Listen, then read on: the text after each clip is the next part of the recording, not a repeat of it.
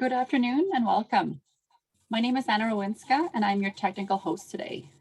Thank you for joining us for our webinar, Town Hall, Solving the Labor Crisis, Today's Key Workforce Strategy Decisions. If you're having any trouble hearing, please click on the bottom left where you see the microphone icon. Click on the up arrow where you can select various audio controls. Although your microphone is not enabled, you can ask questions at any time through the Q&A icon. Thank you to those of you who pre-submitted your questions.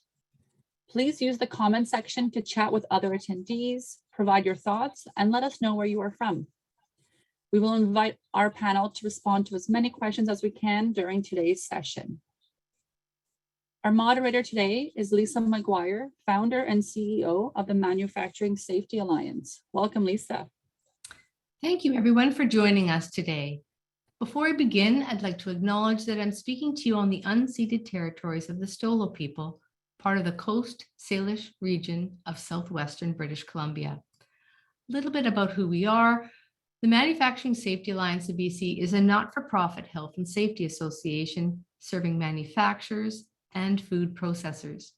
Please call us to answer your health and safety questions to help keep your workers safe. We also invite you to visit our website for safety training and resources or information on the Occupational Safety Standard of Excellence, core certification for manufacturing. BC's 2021 labor market outlook forecasts more than 1 million job openings in the next decade. With an aging population and growing skills gap, we're already seeing the impact short staffing is having on our businesses across the province and nationwide. Hiring is difficult, turnover is high, and everyone is trying to do more with a stretched workforce.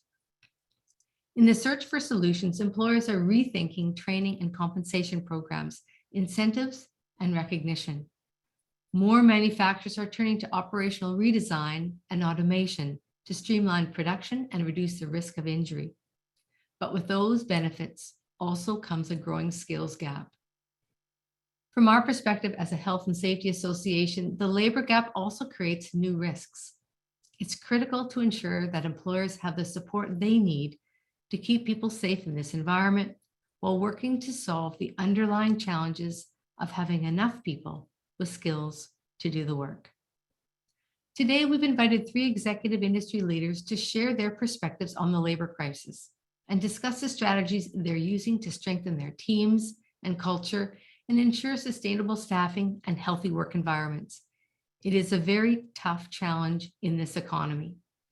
As we begin our roundtable discussion on this important issue, I'd like to start with panel introductions. Starting with you, Mark Bunce is CEO of Dynaflex. Inviting you here today, Mark, we'd like to talk a little bit about you and Dynaflex. Sure. Thanks, Lisa. Mark Bunz, I'm the CEO of Dynaflex Group, based out of Salmon Arm, British Columbia. Dynaflex Group is comprised of 2 business entities. The Dynaflex brand is a manufacturer of recycled rubber surfacing products for interior and exterior applications, do everything from commercial to sport and fitness and recreation. We also have a polyurethane manufacturing business, IPS, that produces polyurethane binding and coating products. And they are the primary supplier of the Dynaflex business for its binding products for their manufacturing process. For the last 5 years, we've been in high energy growth mode. So today's topics are very relevant to what we're experiencing on a daily basis, and just really looking forward to the conversation today and the engagement. Thank you, Mark, and welcome.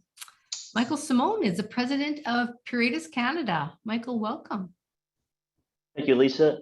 My name is Michael Simone. I'm with Puratus Corporation, and we're a global manufacturer that's producing bakery ingredients for bakers, pastry chefs, and chocolatiers all around the world. And we have 2 sites here in Canada. We have one in Chilliwack, BC, and then also one in Mississauga in Ontario. So thank you for having me today, and it's a real honor to be here. Thank you, Michael. Vince Gimana, president of Garventi Lift. Welcome. Thank you, Lisa, and welcome everybody. Good morning. My name is Vince Gimana. I'm the president of the Garventi Lift Group. We have different manufacturing locations and installation locations around the world, but today's topic and discussion points feature this operation here in Surrey, British Columbia, that we've had for over 40 years, through manufacture of lifts and elevators, from your home elevators for your home to a stair lift or a wheelchair lift for people in wheelchairs. Thank you, Vince, and welcome all. So recognizing that we've endured the most challenging, life-changing events over the past 2 years with a pandemic, forest fires and floods, with more to come with the impact of climate change. Starting with you, Michael, how have the events of the past 2 years impacted your staffing situation? It's a good question, because the events that took place the past couple of years were really once in a lifetime events, right? So we didn't have a playbook to follow. So we just had to actually be very agile and adapt. And each event really looked a bit differently. So the pandemic impacted many people for a long period of time, where we had, you mentioned record heat waves or 100-year floods that came fast and furious, right? So it's a matter about pivoting really quickly. And it definitely impacted our staffing, but I think there was two common themes of all the events, and that was really about health and safety of our people, because it really, each one of those looked at health and safety and put a little bit of different spin on that. So we had to be careful there. And the second thing was higher than normal absenteeism, right? So as you think about the higher than normal absenteeism, what does that bring? It brings more fatigue because people are working overtime, right? And then when that happens, you get injury. And then if that prolongs, it's burnout, and then even mental illness. So our leading indicator was absenteeism. So we needed to keep a close eye on that and then put together strategies, actually proactively monitoring really what the trend there was, and trying to get out in front of them. We were using technology to improve the speed of our communication to our people. People like information, and when you don't have it, it causes a lot of stress. So to eliminate some of that anxiety and stress, we were using new technology platforms. We also looked at automation, and a lot of times automation is perceived as eliminating a job position, but we really looked at automation to actually just take away some of that fatigue, right? In our business, we're carrying heavy material, and so we wanted to reduce the fatigue and also reduce, of course, injury. And the last one was about the mental well-being of people. Stressful at work, stressful at home. So we hired actually a health and wellness coach to help us through that. And each month they taught us a little bit more about the importance of staying active, refueling with good food. And also the time to really stop and connect, right? Everybody's always busy and getting a little bit burnt out, but just connecting with family and friends. So some of those strategy was put in place, and that really helped us push through those tough times. Excellent points, Michael, and really innovative strategies to protect your most valued, your people.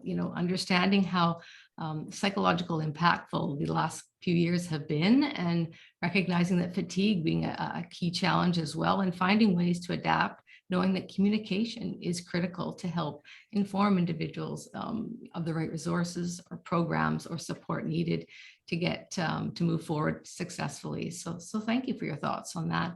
Vince, what does the composition of your workforce look like? Do you have a lot of older workers, new Canadians, different languages and cultures? What do you see as the biggest staffing concern for your business in the next few years? 3-4 questions in one, Lisa. We have here a diverse range of team members that in age range from 18 to 66 years old. The majority of our team members are 50 plus years young, which poses a bit of a concern for future retirements and the impact this can have on the business. We have quite a few new Canadians, and the workforce represents many different countries, so over 16 countries at our factory.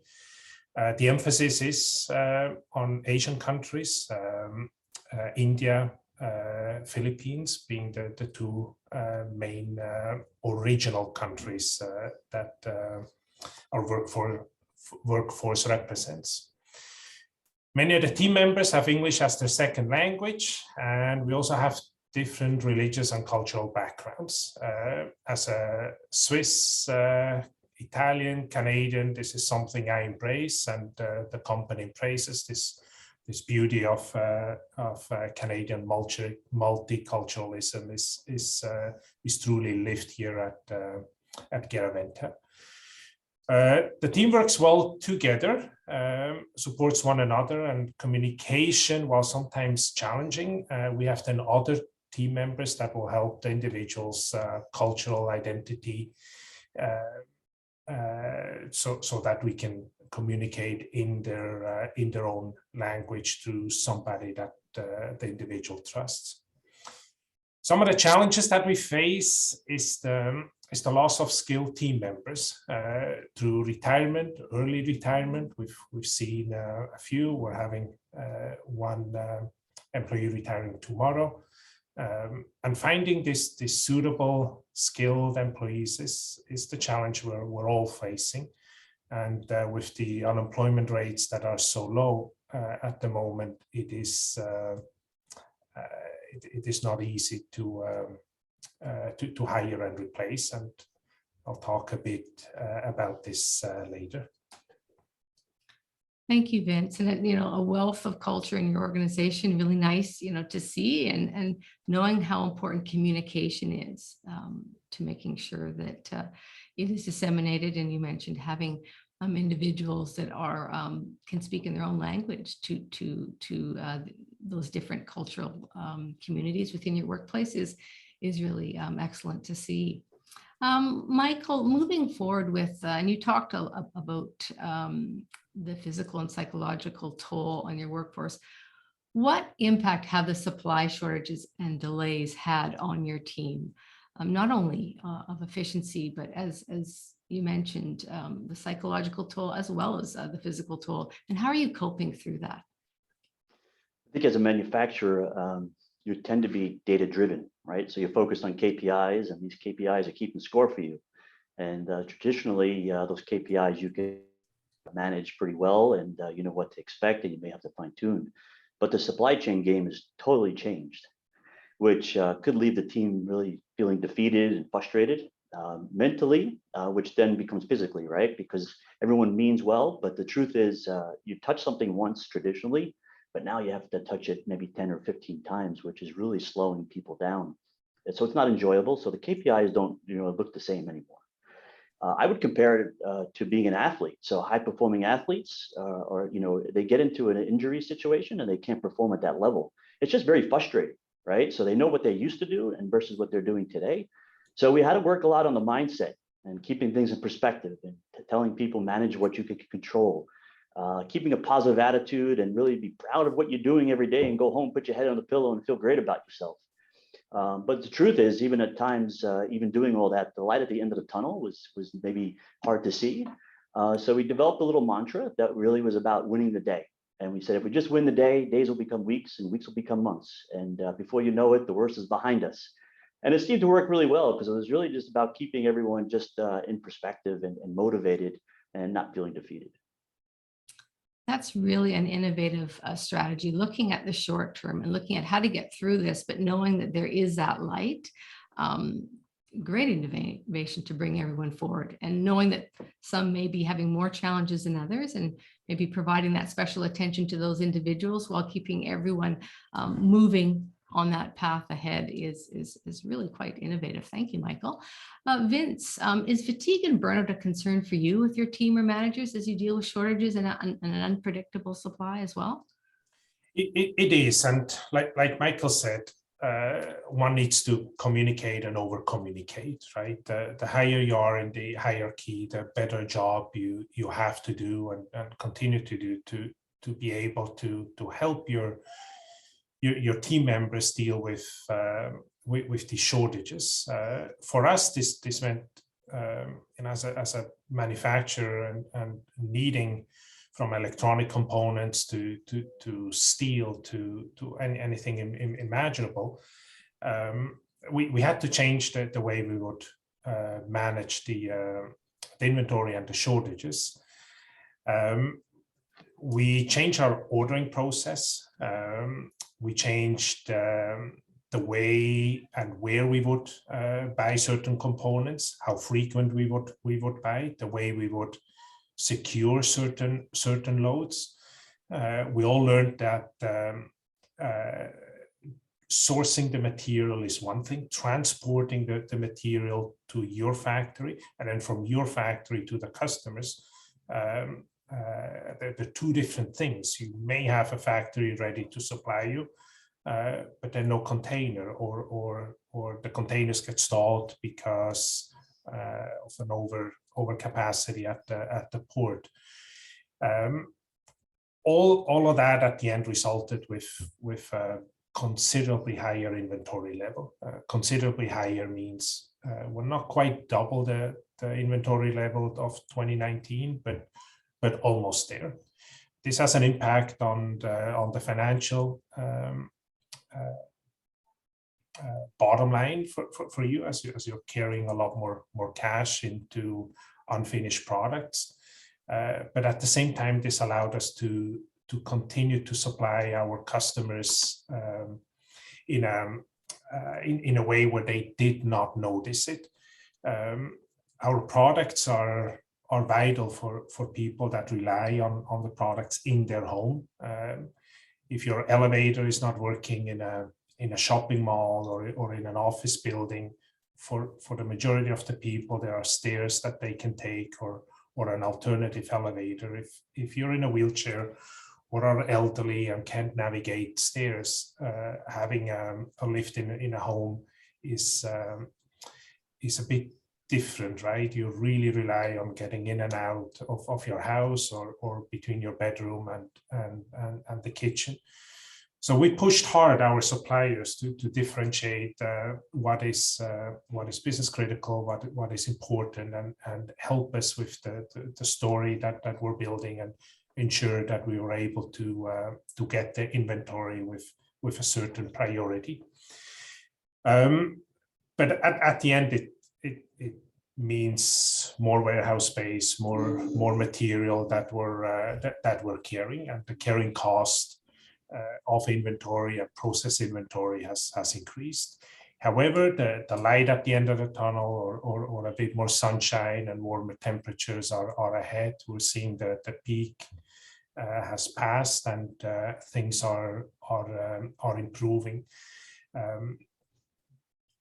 Yeah, a bit of a long answer to your question, but the fatigue and burnout is as severe in a manufacturing organization as it is in any other location. And hopefully by mitigating and differentiating how you manage the business, how you overcome to bring some normalcy in the day-to-day life, is able to show your team that there is easier days ahead. And winning that day, like Michael said, it's the same thing we did here as well. Just win the day, motivated, and we'll tackle it tomorrow, the next challenge.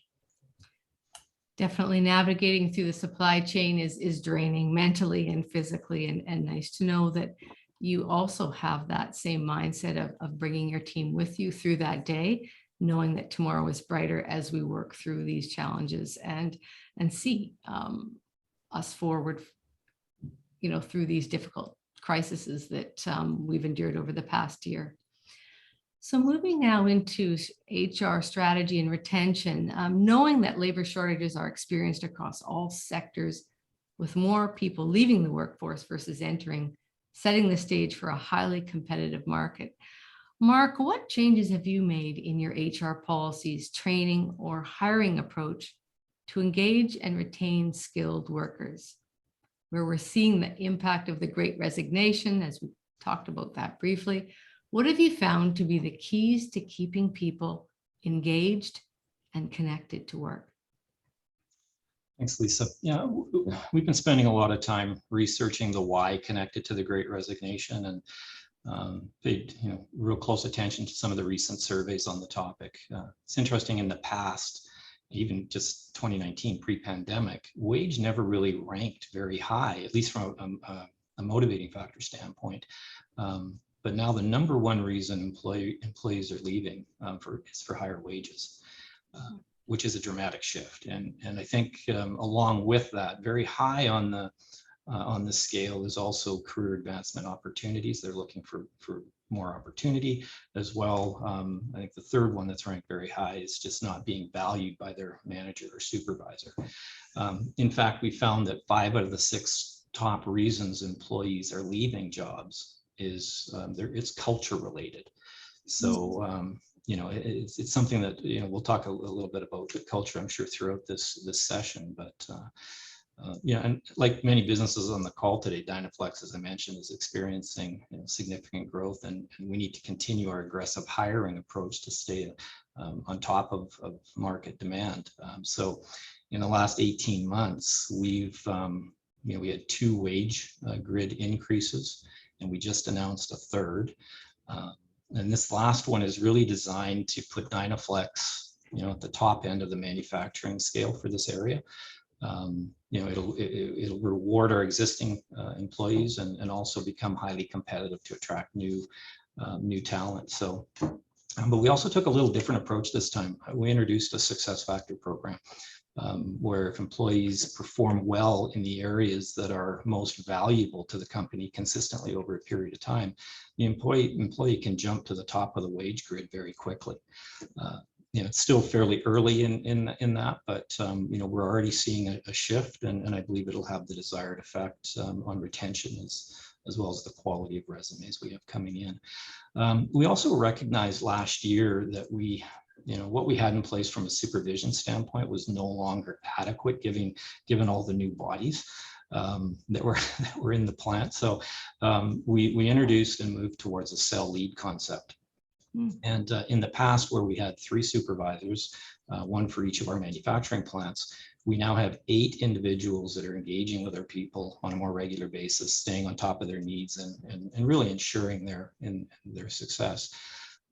This has had a real positive impact on training, safety, productivity results, and better retention and ultimately an improved culture. So, and interesting, unintended benefits, I guess, that it also addressed the number 2 reason employees are leaving, which is advancement opportunities. So, we were able to promote 5 performing individuals to a higher level. We enrolled them in leadership and supervisory training.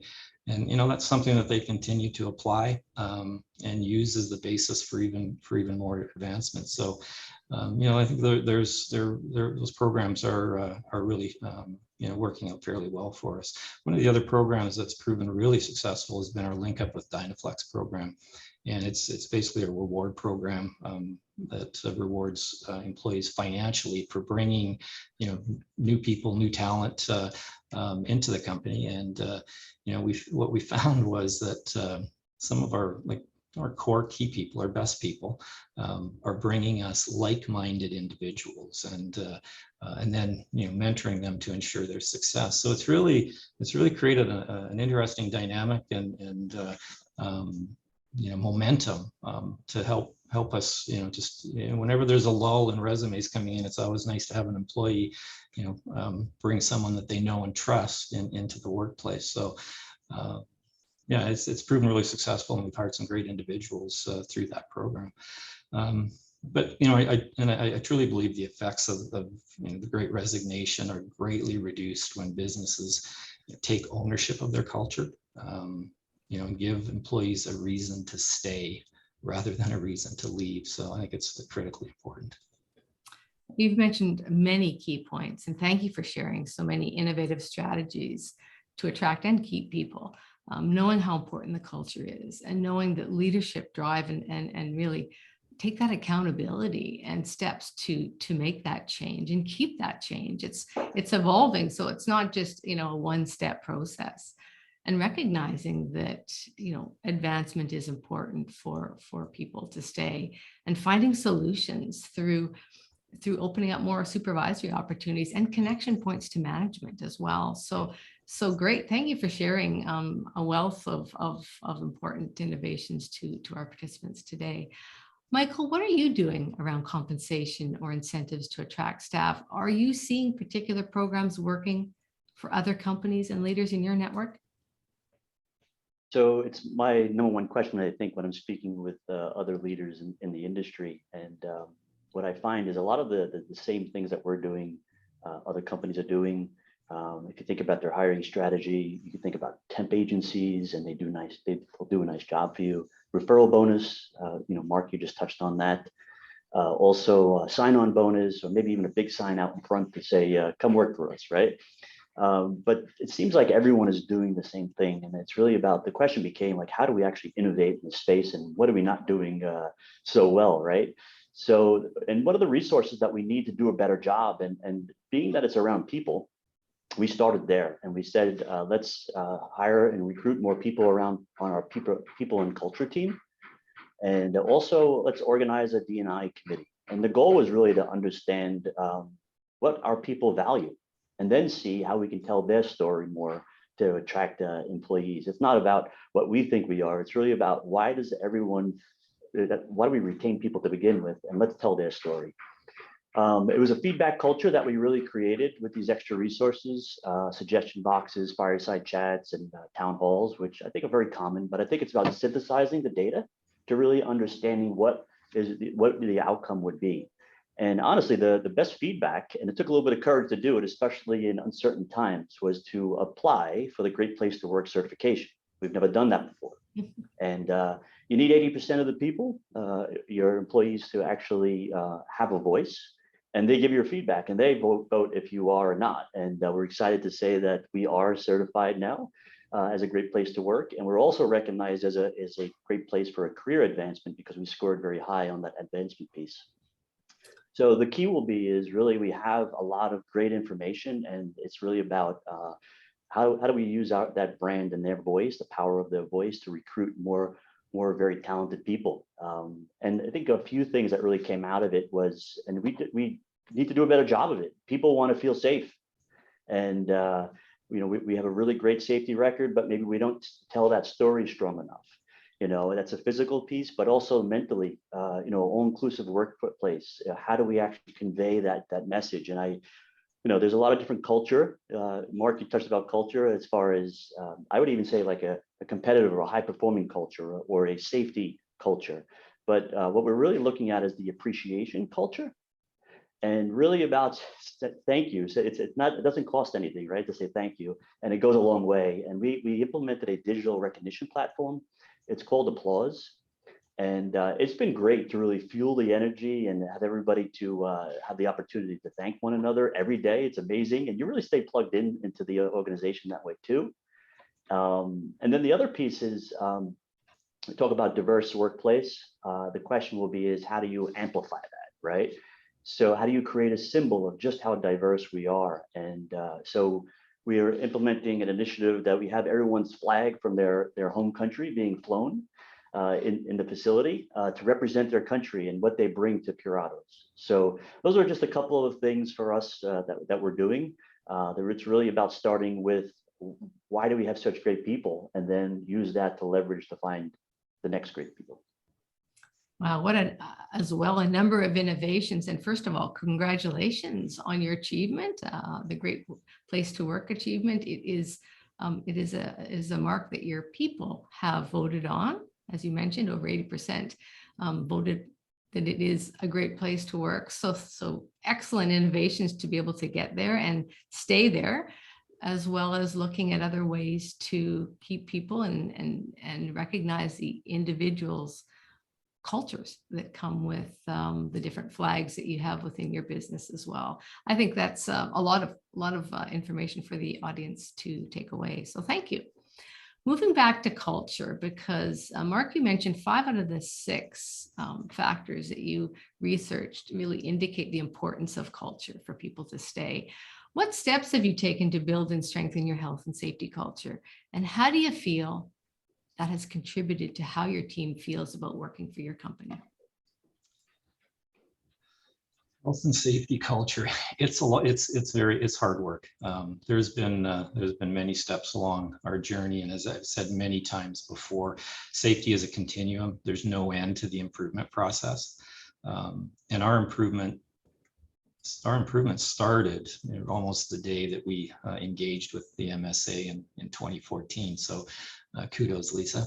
That relationship has provided us with information, guidance, support, structure to really create an effective program that initially started with, from the management level, but it then, evolved into, involving the employees on a daily basis. So, that was really what kickstarted it. And as important, in 2016, we went through a process of redefining our core values. And at that point, safety had become such a big part of who we were that safety above all, easily became our first and most important core value. So, and then after that, quite honestly, our OC journey took over, and it really provided us, with the structure and framework to be better. And we've been OC certified since 2018, and it really does now form the basis of our safety culture.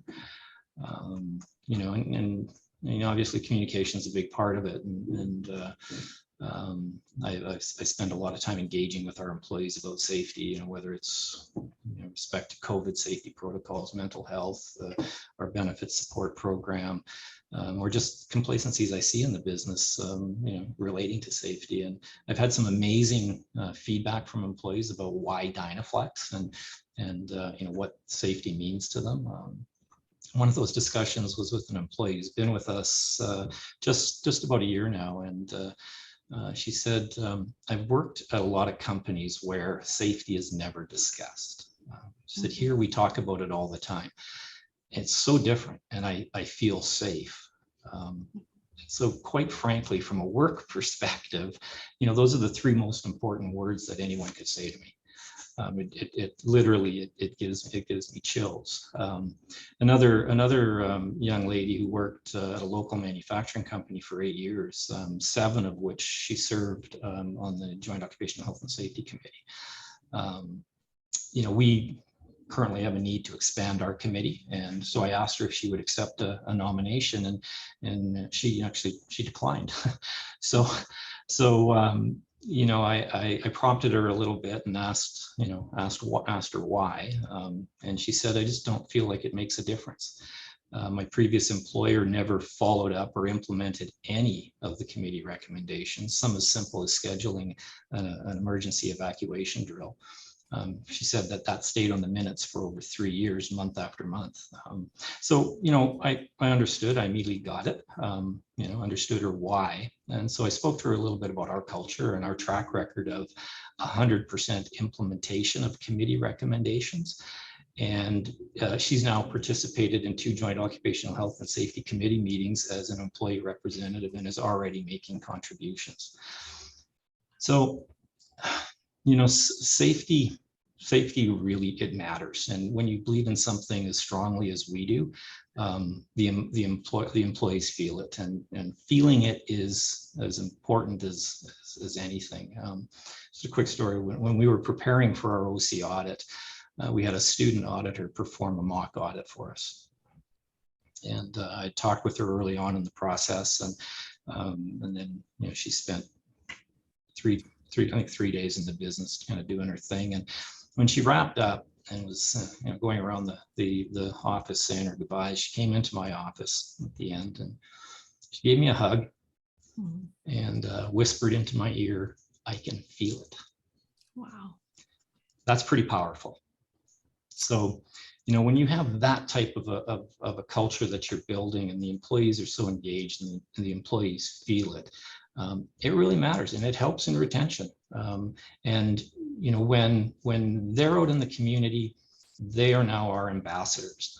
And we've had a lot of people come to work with us, just because of what they've heard about our safety culture.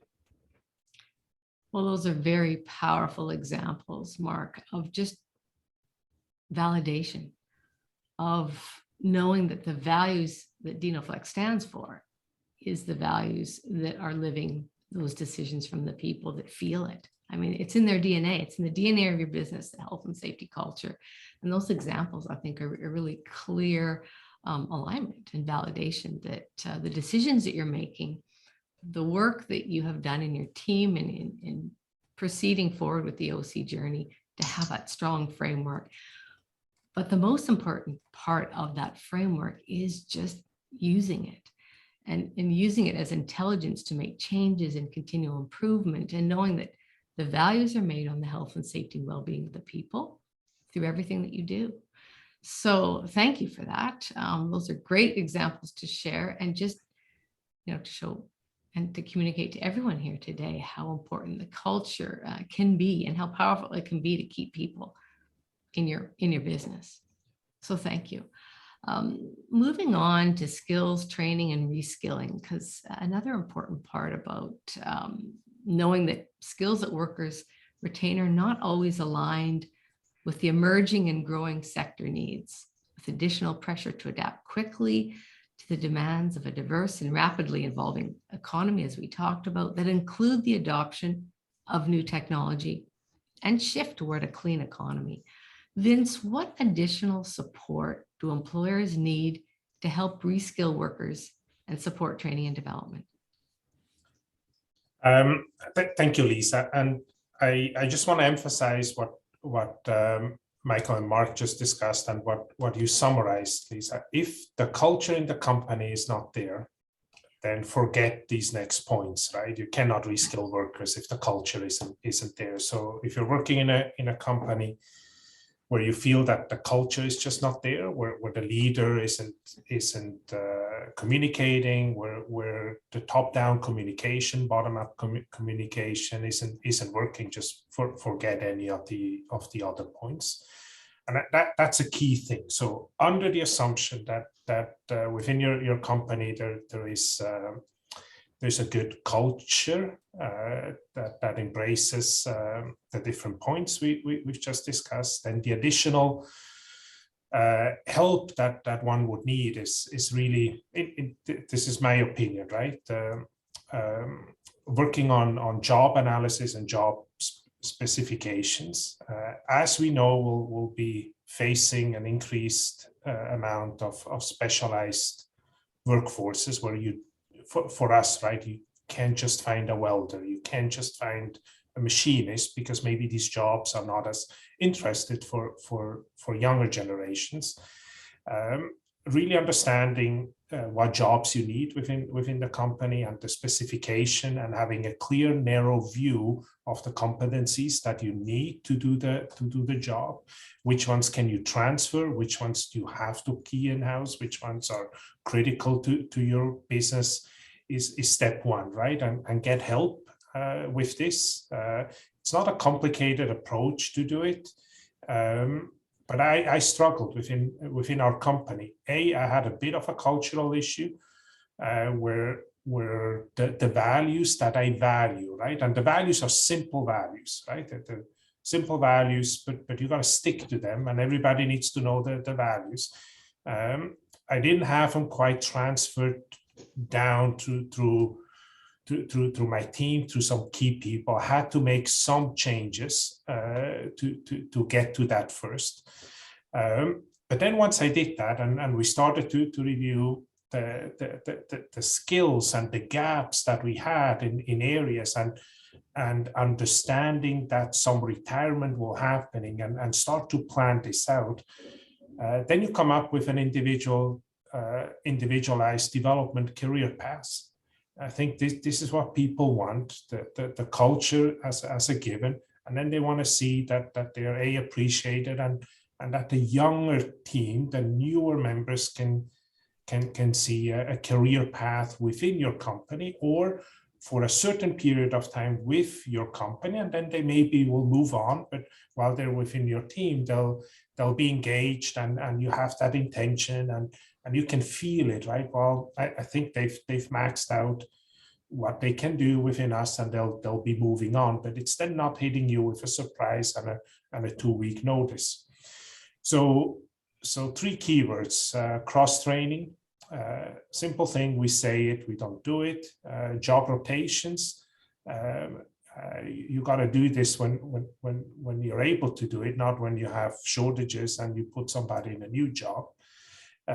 Cross-training, job rotation, and redundancy planning are these three tools that one needs, and there's good support out there to organizations that can help you. Takes a bit of time to do it, but not that much time. And this builds your skills inventory. So you know the inventory you have, you know the inventory that you need, and then you develop the career paths. There's good individuals out there that you can find and hire, and you can train this. The jobs that we do in most companies can be trained, and people can be reskilled to do a different jobs, but not if you don't really know and plan with it. So the skills inventory map, your cross-training matrix, your job rotation plans, these are key to have. And if you don't have these within your organization, then please reach out to us, and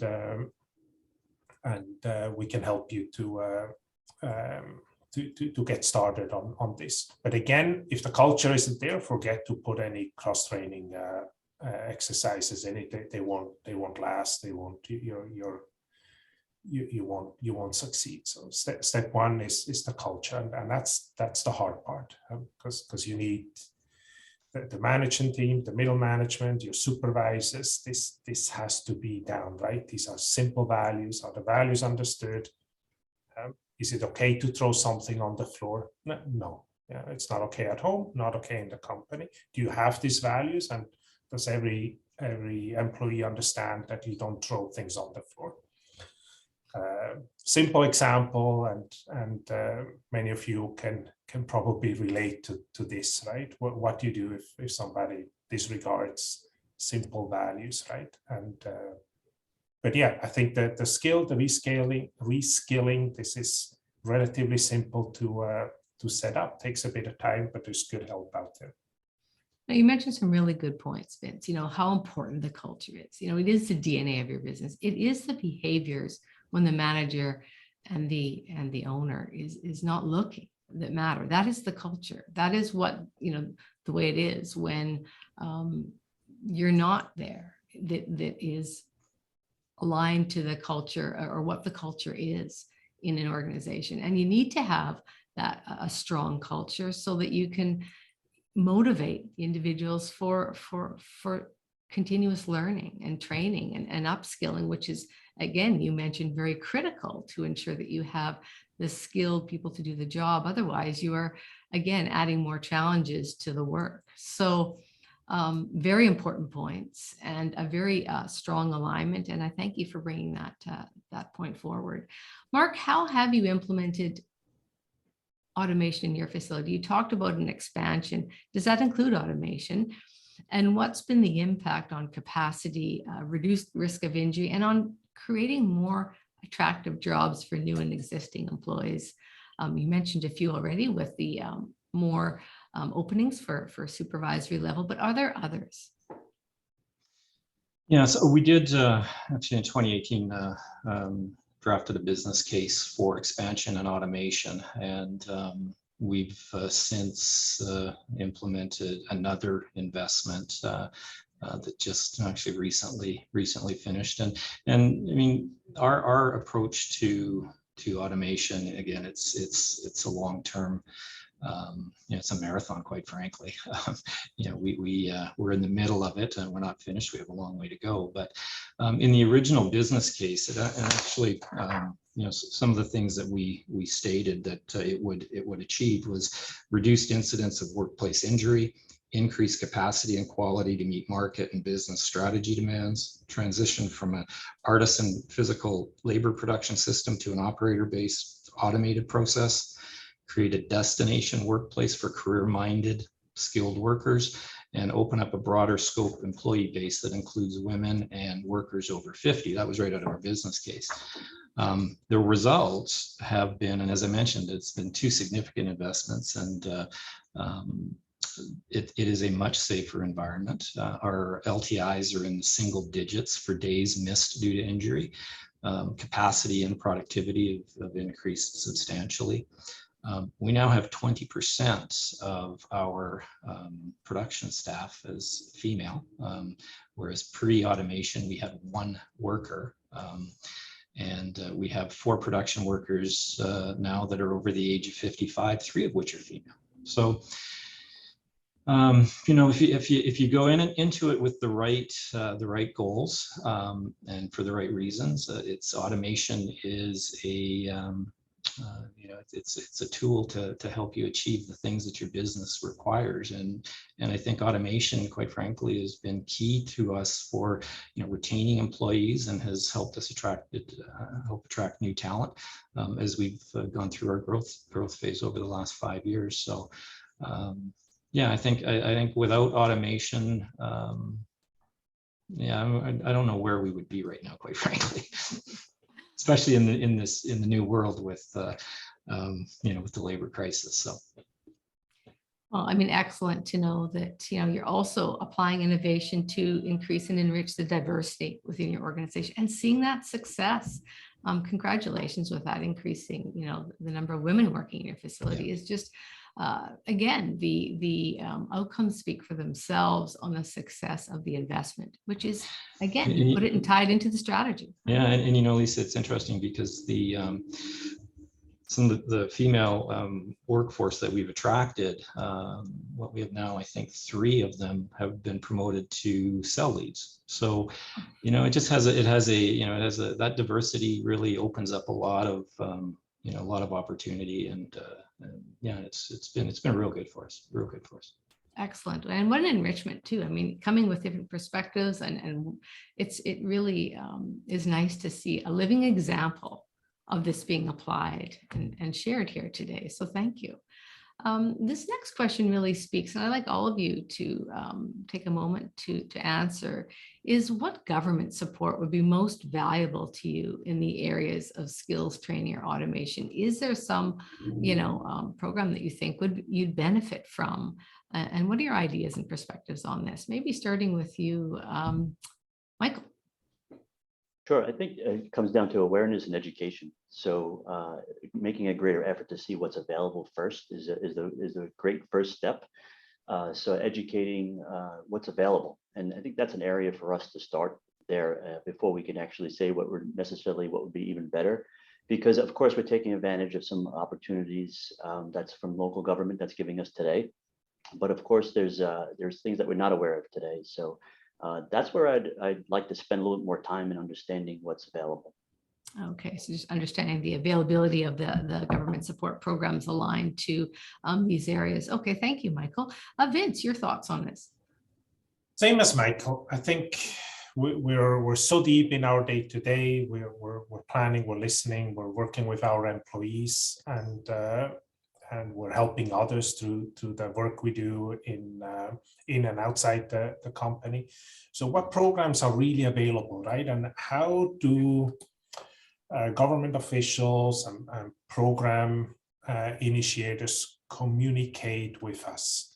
That very often you hear it in the media, and you say, well, interesting, right? We employ 200-300 employees, and I've not heard of it.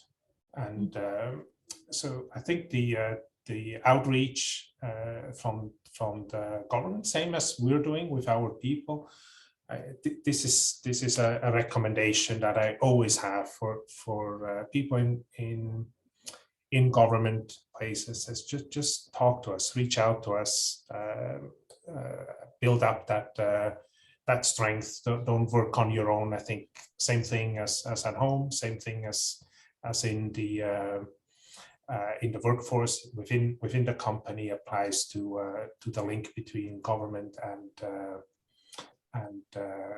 corporations.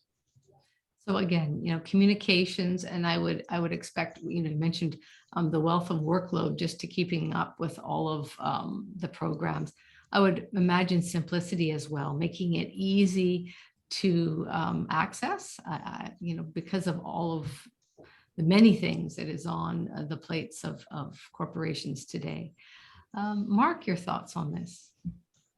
Yeah, I think as you automate, a different set of challenges present themselves. And although automation is a little more intuitive than it used to be, it still requires programming and PLC experience, and it has its hiccups. So I'd really like to see the government come out with a program that subsidizes businesses that have a strategy to automate, to support some of that back end, PLC programming, that type of a program that to relieve some of the pressures that come with.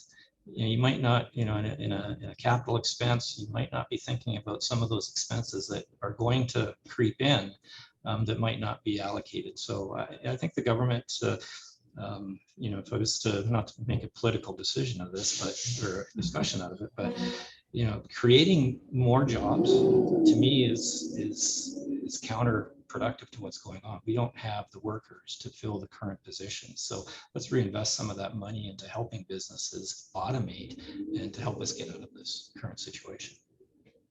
Yeah, retool and perhaps gain efficiencies in that. And then, of course, invest in the training so that we have the people doing different things, right? Excellent. So thank you for your thoughts on that.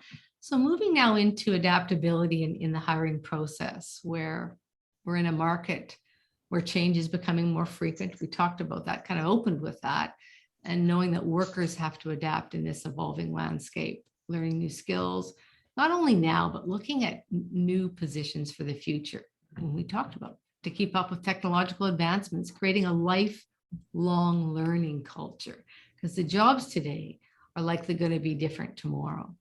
So Michael, what changes do you see coming in the hiring market and in your approach to hiring and retention looking forward in the next year or two? Do you envision this retooling will have you looking for different types of skills in the workforce? We'll have to look because we're going to grow. And Mark, you talked a little bit about automation and what that brings new challenges. But I would also say in the short term, we have a shortage in the workforce as far as what's available to hire. That's kind of the bottleneck right now. And it's been top of mind because we have a growth plan to double our sales by 2030. So you have to have great people to do that. We are in the food business, so we're about consumers and what they're thinking and what they're doing, and we're fanatic about that. But I realize it's our employees are not very much different than consumers. There's a lot of different types of consumers that are out there buying, right? And they want options. I think millennials and Gen Z want something totally different than Gen X and baby boomers. That's just where they are in their life and what they expect. So as an employer, we have to think about our people and how do you attract them, and why can't you attract them? So the manufacturers that are able to give more options and more convenience will be able to attract faster than others. And just to touch on some of the ideas that we're testing the waters on is, so you may be on a weekly or a bi-weekly deposit that goes into your bank because you've earned your salary, but maybe somebody wants to get paid whenever. So we're piloting a program that pay on demand. It's basically you work today, you get paid tomorrow. And it's a new program called Wallet Pay. And we'll see if it's a test, it's a pilot test, so we'll see if it gets traction. But it's really about, employees decide when they want to get paid. The other thing is everyone's lives have been changed with the pandemic. When do you want to work? Well, we say that maybe people do not want to, I'm not a morning person. So do we have a night shift, right? So some people like to work long days, but short amount of days in a week. So we went to a continental shift on one of our lines, and there was a little bit of resistance up front because it's a little bit different way of working, right? Weekends and overnight. But now we have people asking, can I get on that shift? Because I see my friend here is off for 4 days.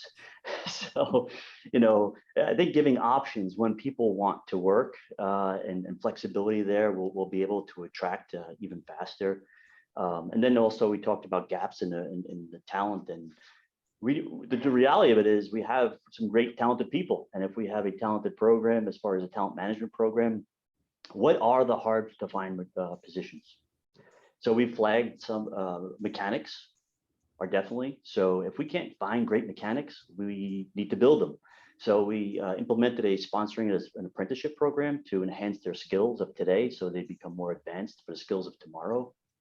Say health and safety is another one. Typically, we have one leader in each site, but maybe maternity leave, maybe there's a leave of absence, and then you really have nobody, right? So where there was high risk to the company, especially in the health and safety professional, we need to build a stronger bench. So we're actually building that bench. So you don't necessarily have that position, but if you aspire to go that way, we'll help you get there. And another piece was career planning. It sounds like it's like every company would have career planning, but to be honest with you, some of our production staff did not. And as of this year, we will have career planning through everywhere. So we get a feel for where they want to go. And it's really about increasing our educational funding to them to help support them in their growth. And because otherwise they will chase the dollar, but they should be chasing a dream. And if we could help let them realize their dream, and that's what we'll do. That's a really nice way to put it, Michael. Chase the dream versus the dollar, and enabling, individuals to access education, to create those positions within, I think is a real important innovation. We need to be able to be flexible to do that. And, introducing flexibility with education and opportunity, again, reaches the outcome of what you mentioned is a dream, and individuals can see themselves in that position. And you talked about another key area is the health and safety professional on staff. As we know, the importance of health and safety, knowing that you need a resource to support the organization successfully. So talking with you, Mark, do you have a dedicated health and safety professional on staff? And what challenges do you see for employers in defining a health and safety role in the company and finding qualified candidates for this very important role that requires a wealth of competencies to support organizational success? Yeah, thanks, Lisa. So currently we do not, but we are in the recruitment process to hire a safety coordinator. And given that we've more than doubled our production worker base in the last 5 years and need to expand that even further, it's definitely one of my highest priorities. From my perspective, I feel the biggest challenge, first and foremost, is finding someone that fits our overall culture. Because again, we've talked a lot about culture, and we really want people to come in and can be contributors and not detractors. I think and I don't think the safety coordinator role is any different. I think it's even more important that person does fit the culture. But I think the next challenge is finding exactly what you want in a coordinator. For us, we're not looking for somebody with 20 years experience. We're looking for someone that we can mold, but more importantly, has a passion for safety, and their why to me is really, really important. It's critical that they have the right reasons for being in safety, and that they align with our core values around safety as well. So, we'd like to see some formal education in the safety professional field, or working towards a designation, and I think then kind of dovetailing off of that, some audit experience. They need to be confident. They need to have the confidence to get out on the floor and talk with our people. I think this role especially needs to have great communication and training skills, right? It's critical to the role. But then on the flip side, they also have to be strong administratively, given the document management and such. Document management is such a critical component of a health and safety program. So, we also want someone who understands that we're in a continuous improvement journey, and they want to join us on that path. So, there's a lot. I think that's where the challenge comes from, right? It's not only fit, it's skill set, it's core values. Everything is in my experience, I've done a lot of hiring in my 30 years in executive positions in business, and the safety coordinator role is proving to be one of the most challenging. We're almost 5 months into the search.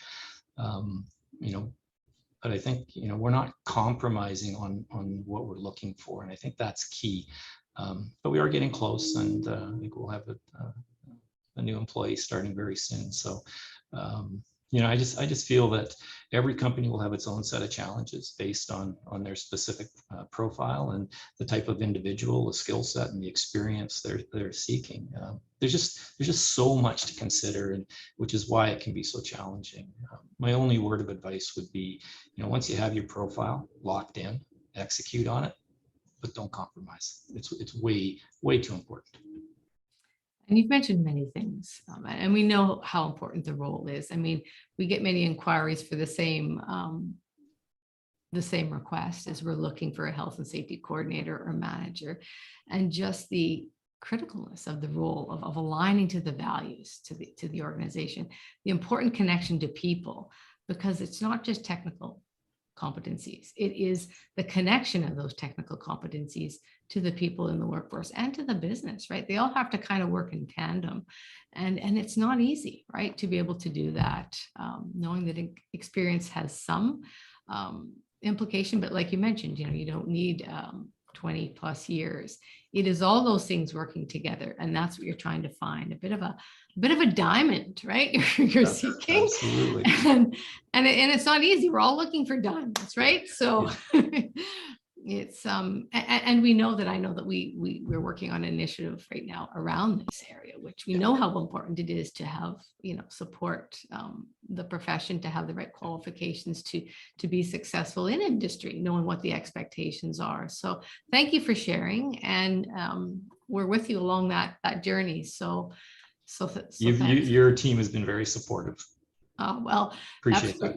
And that's kind of why we're here. We're here to help support with that, knowing that is not an overnight venture. So just to touch on that too. So sure. Mark, we found that you're right, Lisa, it's a difficult profile. And currently the two professionals that we have today actually came from being in the plant and working on the floor. So because they had that technical piece, but they also had, this is my team piece, right? So I share it with you because we found two great profiles that really was able to be promoted into a different role and still be part of the team and bring great value. But we also, to your point, they had the culture, they had the talent, and so it's something to think about. And we did look, like Michael, we did look, we did look at that and had a couple of interested parties that just, when it came down to, just the scope, right? And listen, this is it's a highly responsible position. You're coming in every day and you're totally focused on safety. There's no other distractions, and that takes a special individual, right? That really wants to put themselves in that position. So, yeah. Did you have any comments on that, Vince, at all? I mean, I know this is, we could probably talk a lot about this, but just your thoughts on this. The health and safety individuals in our company have been critical for the culture change that I wanted to implement over the last few years. I've taken over the lead as president 5 years ago, and I wanted to make some changes to not because I had to, but because I wanted to, and to help us prepare for the future of growth. And then the pandemic hit, and to keep COVID out, right, of the factory, to be able to continue to manufacture, right? We can't work from home. We can't weld at home, right? This a lot of people that can't work at home, they're super annoyed with people that talk about working from home, right? And so how do you navigate the culture where you allow some people, right, the marketing staff, your sales staff, certain work can be done from home, and governments out there are encouraging or mandating work from home. Canada, not as much, but other countries pushed us. And how do you do this in a fair way? So the forefront guys are your health and safety guys, together with the HR, because now you have to walk a line. And so these are these are jobs that are not easy, and we talk about burnout and stressful. These are look after these health and safety professionals. They make the difference, right? And manufacturing, construction, installation for us of lifts and elevators, maintenance, right? These are jobs where people can get hurt. Any job you can get hurt, right? And hurt, physically hurt, mentally hurt.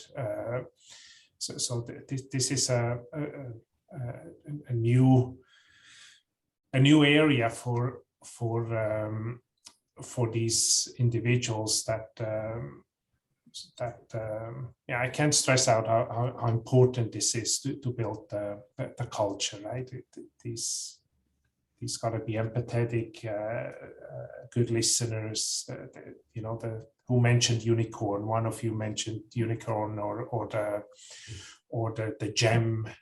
Not easy to find, but when you find them, just keep them, because they are a cornerstone of the culture that you're trying to set.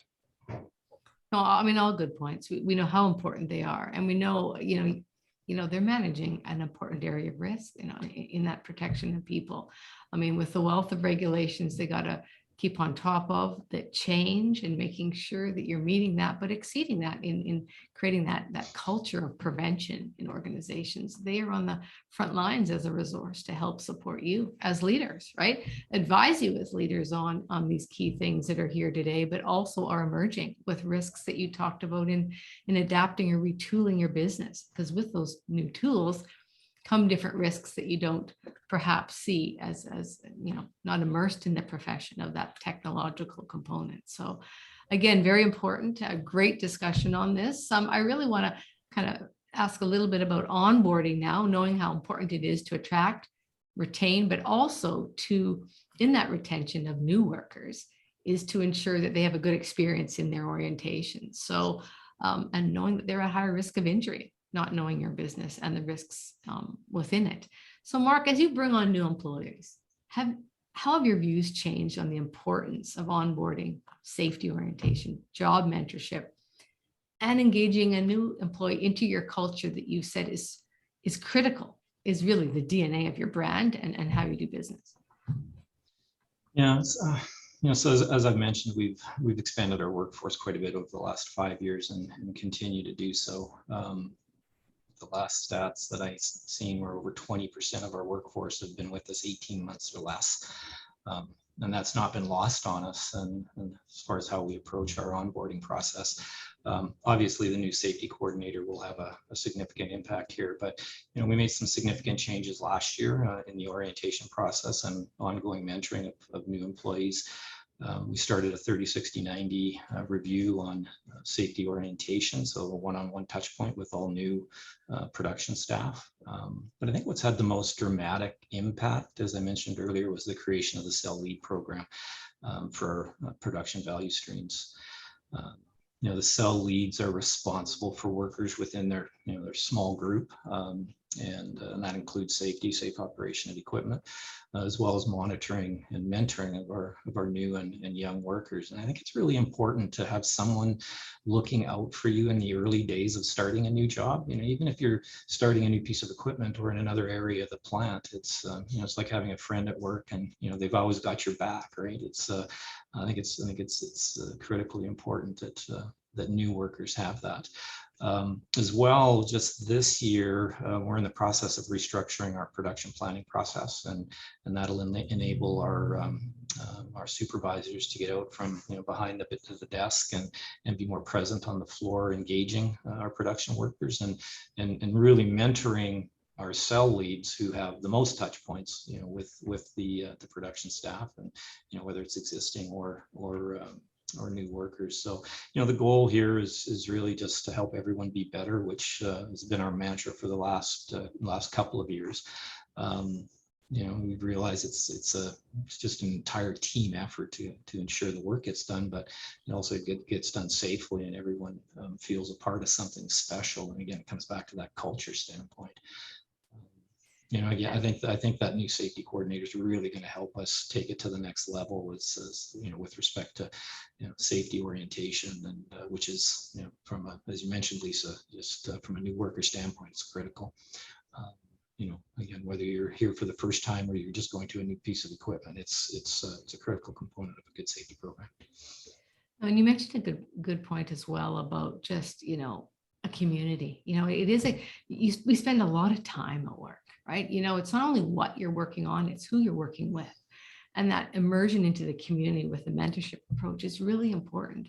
What is that experience? Is it a good one? Because you come to work working with people and you spend a lot of time there. So if you're unhappy with either what you're doing or who you're working with, it can be a challenge whether they will stay, right? So it's an important role. Your safety coordinator has all kinds of pieces attached to what they oversee. And it's not only, again, just the forensic technical component, it is how they're interfacing with people and how that community is interfacing with each other in the work that they do that includes risk, right? Yeah. So excellent. I know that the time has flown by so fast, so I do want to open it up to the audience to answer or ask some questions. I'm thanking you first all today. These discussions are critical to understanding the scope of the challenge, and by working together on defining solutions, shape a path forward. We all have a role to play. And today has been a step forward, aligning our strategies, our discussions, our innovations on where we need to focus our efforts and deliver impact.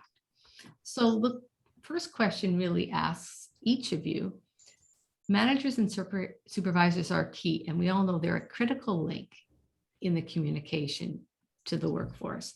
How are you ensuring managers translate your vision, your leadership, your cultural expectations, and direction on the shop floor to create the benefits that you talk about?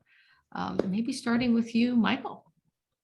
That's a good one. So the cascade is not an easy thing to do. I think it's about the message has to be consistent and a lot of repetition. So if it's not coming from their own manager and it's not getting through that way, it's still coming through in some other format. And we can design, let's say, town halls as an example. We went from what was typically every 4 months to every month. And initially it seemed like, okay, do we need to do a town hall every month? Yes, we do, if we want to make sure that we're actually getting that message that's cascaded down. So of course, the other piece there is making sure that we're all moving the same direction at the same speed at the same time. And that's really about alignment. I think of, that's one of my terms, because I think of a crew boat, and if one person is actually rowing the wrong way, the boat doesn't actually go very well, right? So making sure that we have that alignment piece throughout the organization. And like I mentioned, we use town halls to make sure that we're fully aligned at that moment. And then we count on our managers to make sure that they carry on that message. But the other thing that we're transforming is really about really department leadership or organizational leadership. And we're starting to pivot to more of an enterprise leadership. So enterprise leadership is really not thinking about your department. It's really about thinking and making decisions for the whole organization, right? So there's different skills in there. And we just started this journey as we speak. But it's really the first step to say, okay, how do we get the teams to start thinking about the other departments, how they actually connect up and make decisions on behalf of the organization, as opposed to behalf of my department. So that's, I think, is another key piece, is transforming the leadership mindset from an organizational to a enterprise. Excellent. Vince, your thoughts on this? Yeah, so a very good question, and this, I don't think no right or wrong approach. So important for me, and the beauty, right, of being in a manufacturer, you're there with people, right? Very hard to convey this over Zoom. Quite easy to convey this by being with your team members. I find that the conversation with the values, you have to have this it's a top-down conversation. So is the senior management team aligned with the value, and are they leading by example? And you take it down and and you work with supervisors and then with employees, and this is really done good effort with town halls where some will speak up, but not very few do. Just they don't want to sound dumb, and you have a language barrier.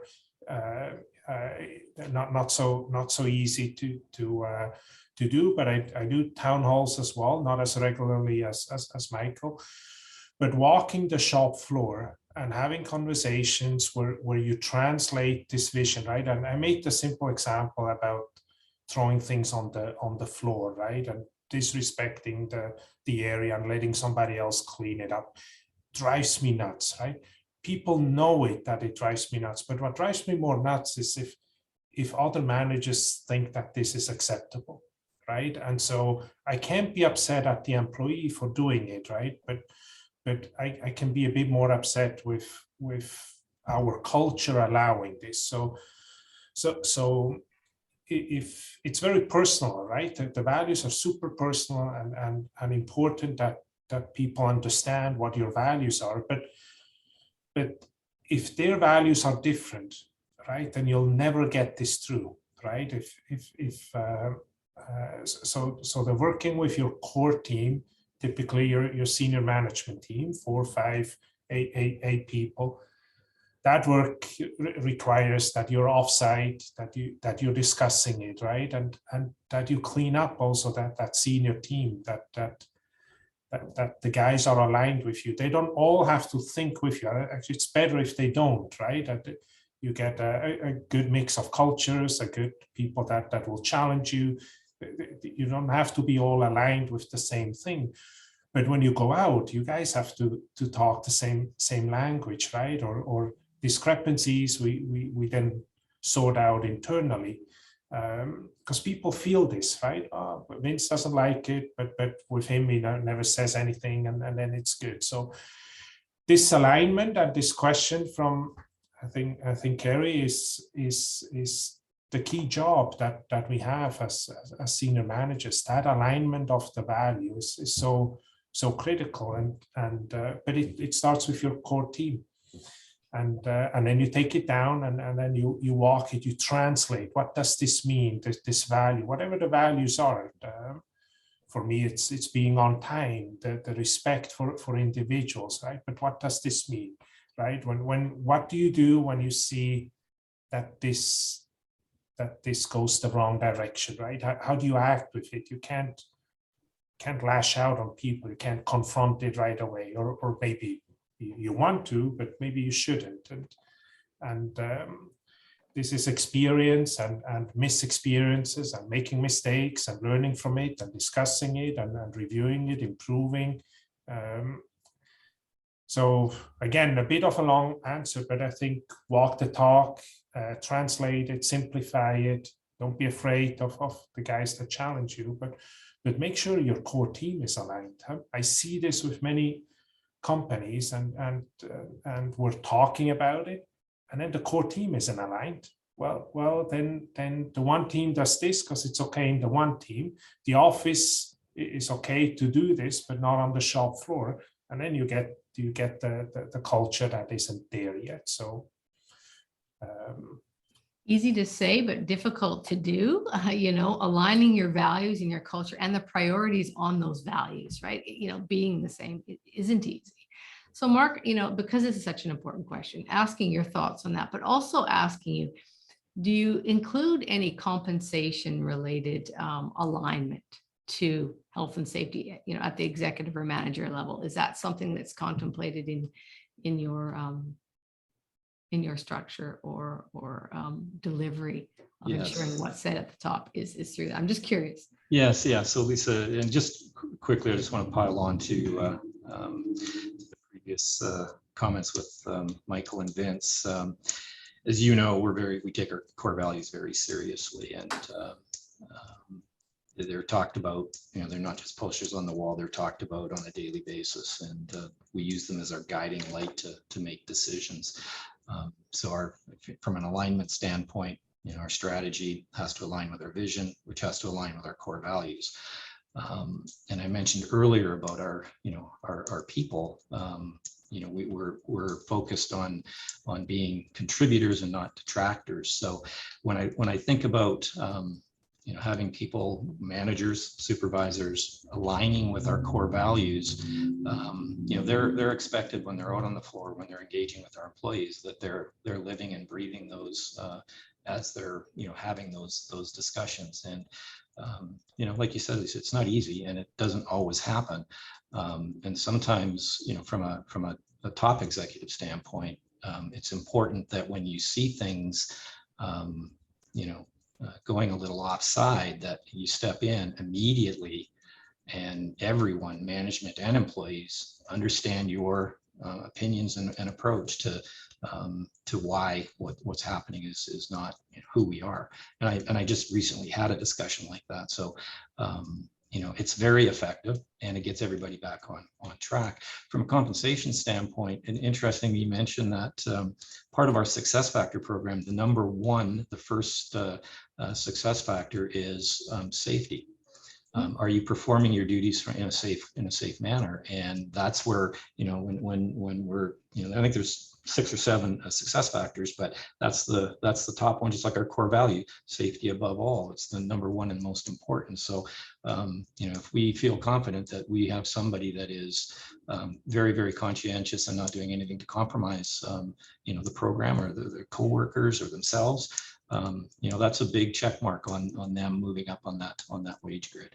As well, in our annual review process, safety again is the number one check mark, as far as how they're performing. So we do, and it does, and it's effective. And that's excellent to hear. Starting with strategy, as you know, it's all on our workload to define what's important in the plan, execute on that, but also measure it, and making sure that it's tied to what is important to employees and all of us, is being able to know that it's part of your compensation. It's not just the production that is there. It is how you work.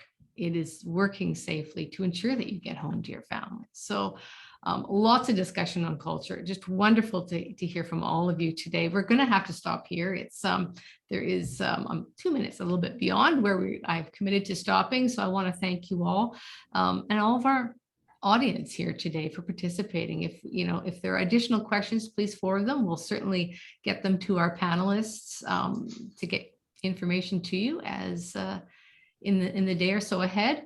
Additional resources will be available on our website tomorrow. Visit our media library anytime for on-demand content, news, and resources and event information. We will email you tomorrow with a link to the recorded town hall and related resources, as well as join us on June 7th to obtain important emergency planning takeaways for business in a fascinating conversation with the head of the BC firefighters and the mayor of the flood impacted town last fall, Princeton. So thank you hopefully they'll see us there. And if you haven't already, reserve your tickets this week for the 2022 Safety Pinnacle Awards coming up June 16th. We're pleased to let you know that it is an in-person event this year, so hopefully we'll see you there. Looking forward to seeing you in a 3D version.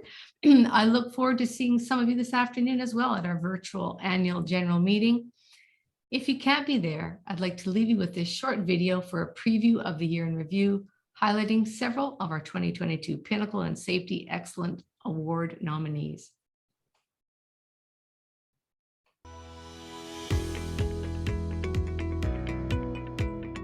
The challenge that our members faced over the last year, obviously with the floods, the fires, the pandemic, we at the Alliance were really focused on making sure that we had the tools, the resources, the outreach, the advocacy, which was really important, working with the public health to give clear direction and support around vaccinations, around proper PPE and protection mechanisms that needed to be in place.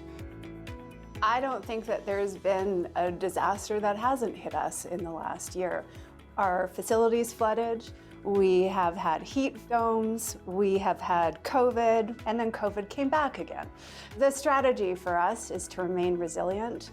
I think we've all had to demonstrate a lot of grit in between 2021 and 2022. The industry has faced challenging circumstances over the past year, and our role here at the Alliance was to help support their success, ensuring that they have emergency preparedness and contingency plans in place as a supporting organization. It was very important for us to up our standards here, and we needed some help.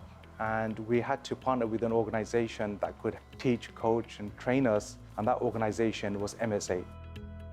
You know, when it came to some of the newest challenges around the heat wave and the floods, our job was to get in, figure out the details, disseminate that, and get it out to our members as fast as possible so they could do what they do. That's manufacturing, that's producing goods.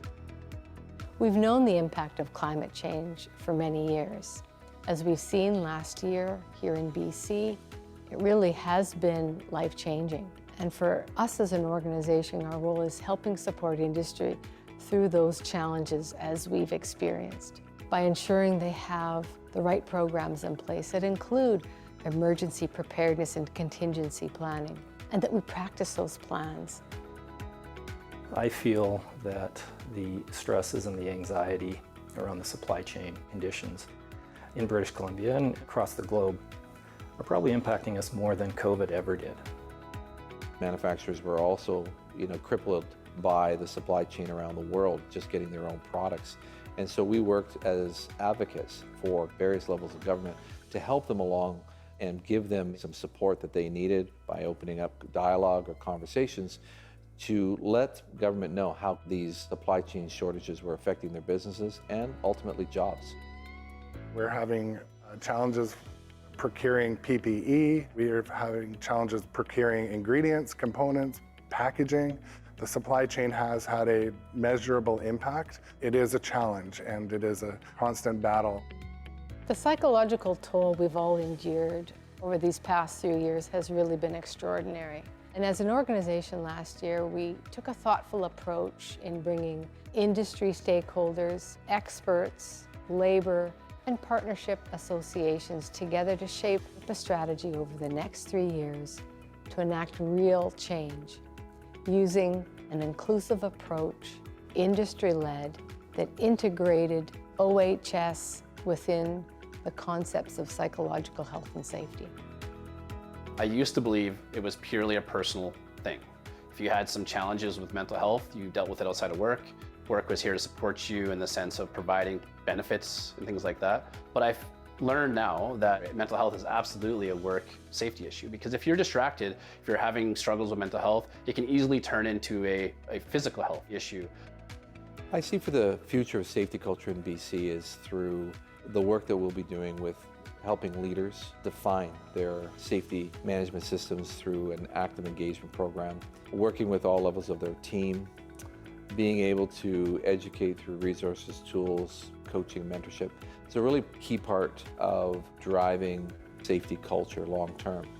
Our goal as the Alliance is to lower the injury rate, and I think by engaging management and leadership in a safety culture way of thinking, BC can ultimately be the safest place to work in all of Canada.